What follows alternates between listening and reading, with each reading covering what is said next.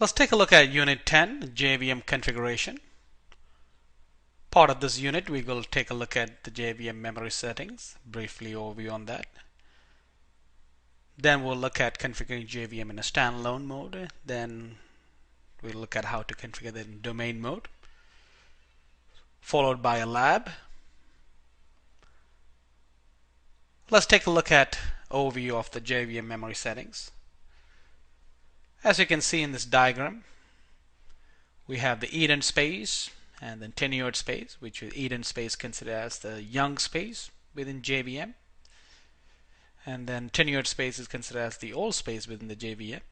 So whenever the Java objects first newly created, they'll be actually in the ident space, and as they survive some minor garbage collection, they'll end up moving to the survivor spaces, these two survivor spaces, and finally they end up move to this tenured space. Now if this area get filled up, this tenured space area get filled up, that actually trigger a full garbage collection, which causes the pause in your JVM.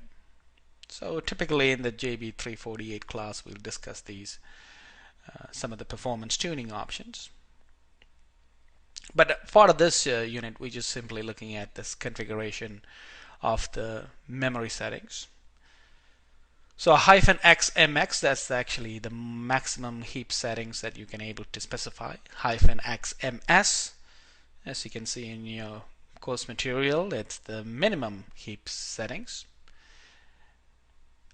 And then you can also specify part of the Java option -xx, uppercase XX, max perm size, min perm size for the permanent generation space, new size, max new size, new ratio, or new ratio, basically specify this young space, new size, and max new size, or in terms of ratio between this new space and the old space.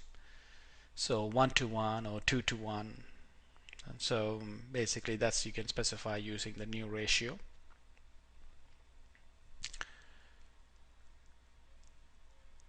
Now permanent generation space is typically there where the classes get loaded. Now let's take a look at the standalone mode. If you're running EAP 6 in the standalone mode.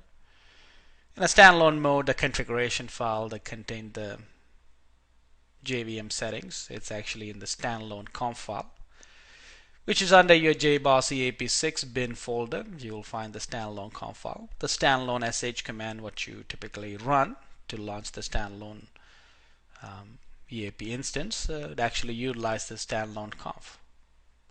So let's take a look at the standalone conf here.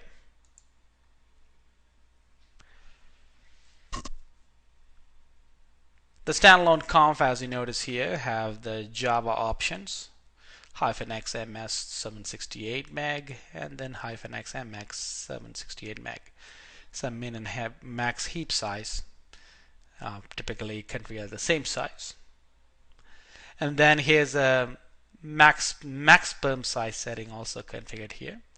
So it's not something that right away the JVM will grab it from the physical memory for this size 512, which is half a gig. Rather, it can grow up to that level. So based on your 32-bit or 64-bit system, automatically the JVM will grab a certain minimum amount of memory for the min perm size, and then it can grow up to the level of half a gig as you deploy new applications. So as the classes get typically loaded in the max perm size. Part of the Java settings, you also see typically things like the hyphen uppercase D sun RMI DGC client, and then RMI DGC server, and this is configured in seconds. That's actually for 1 hour, which means by default any application server using the EJB container behind the scene using RMI. Part of the nature of the JVM, if you're using RMI, then it will actually try to trigger full garbage collection every 10 minutes to prevent that from happening, triggering every full garbage collection every 10 minutes. Most of the applications vendor provide this option, part of the Java option, to prevent that. Now in the advanced class we'll look at some of the tuning options also.